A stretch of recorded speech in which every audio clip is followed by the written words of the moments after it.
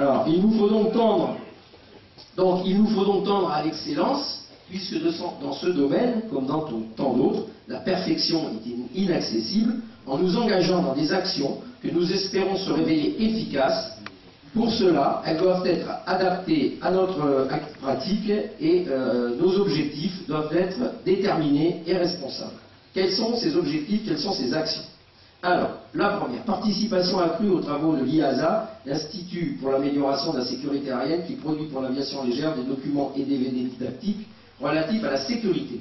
Plus particulièrement, un film DVD est en passe d'être réalisé en collaboration avec la FF Plume, donc on était hier avec Thierry Couder à une réunion, sur le thème du parachute de secours, principe de fonctionnement, conditions d'utilisation, et aussi mesures à prendre par les sauveteurs en cas de crash sans que le parachute ait été utilisé.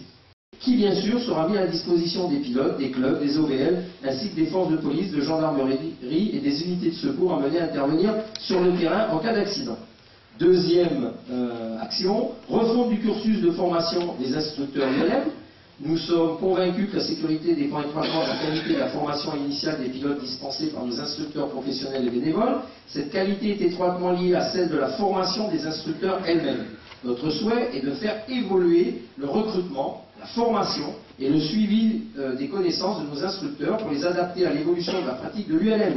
La pratique de l'ULM a évolué, certes par l'évolution des machines, mais plus encore par le goût du voyage et la complication croissante des espaces aériens.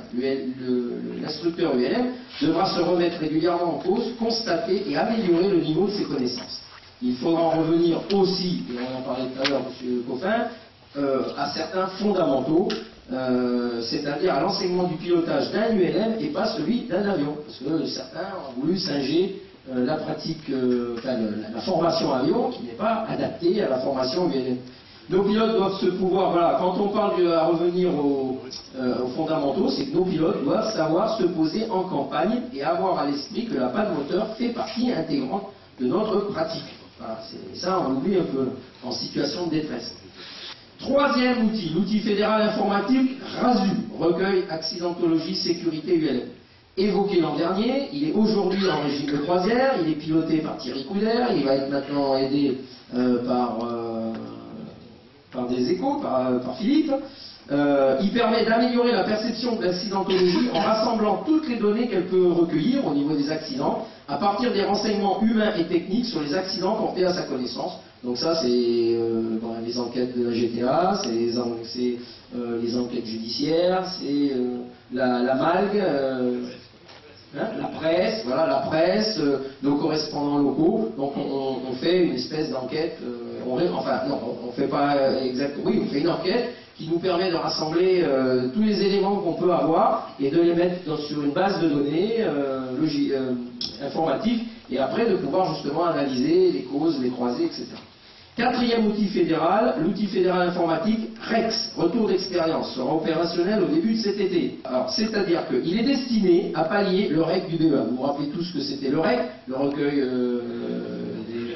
des événementiels, des événements confidentiels. Donc, il va devenir le recueil d'expérience, retour d'expérience, donc REX.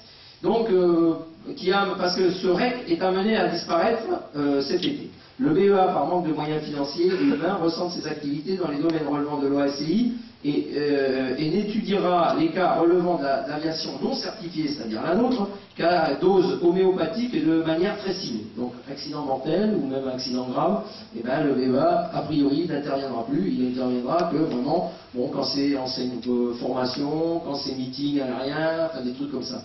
Mais ainsi, avec REX, on se fait plaisir en disant ça. Ainsi, avec REX, avec RASU, avec BASUM, la FFU devrait disposer d'un système complet de gestion de sécurité des vols de ses membres. Encore faudra-t-il, comme le souligne Thierry Couder dans ULM Info, que chacun ait la volonté de s'en servir.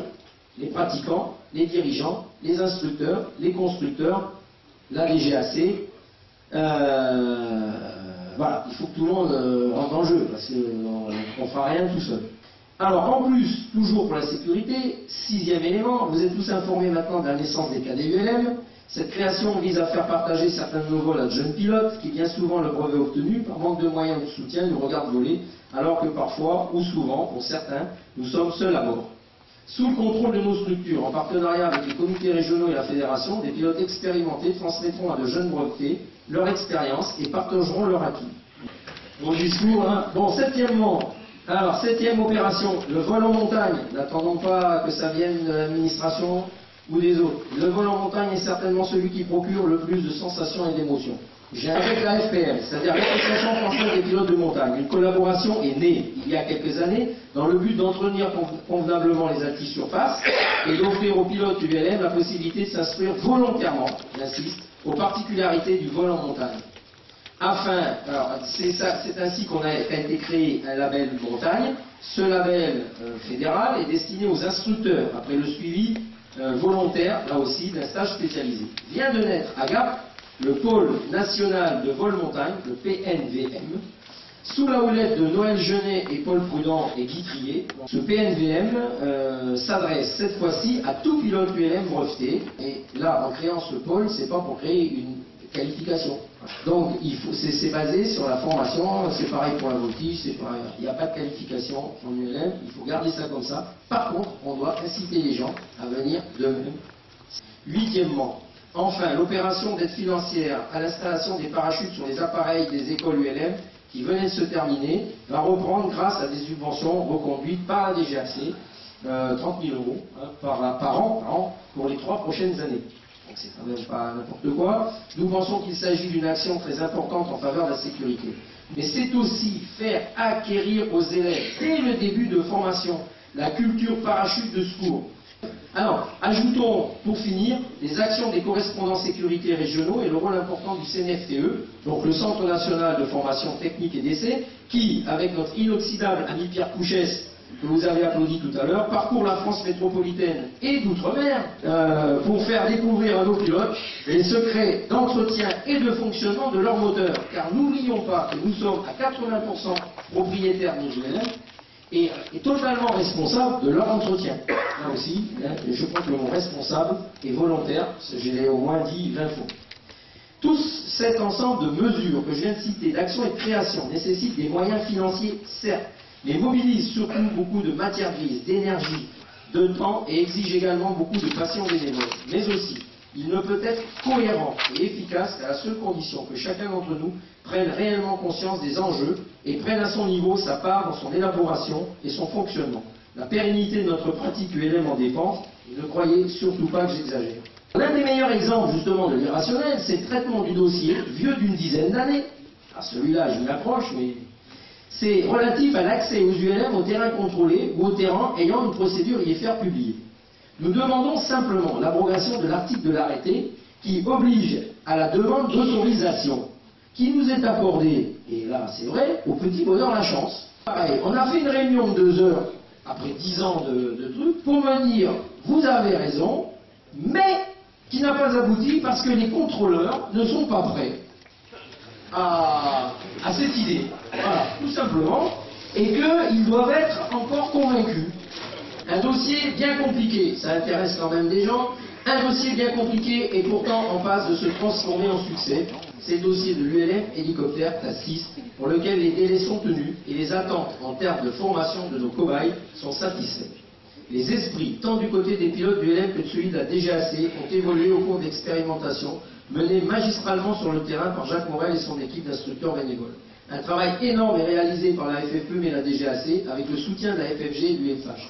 Je réaffirme ici que la réglementation appliquée à cette classe ne pourra qu'être fidèle aux bases fondamentales des règles appliquées aux autres classes, avec peut-être quelques spécificités aux voilures tournantes, qui ne remettraient en aucun cas les principes qui nous régissent aujourd'hui.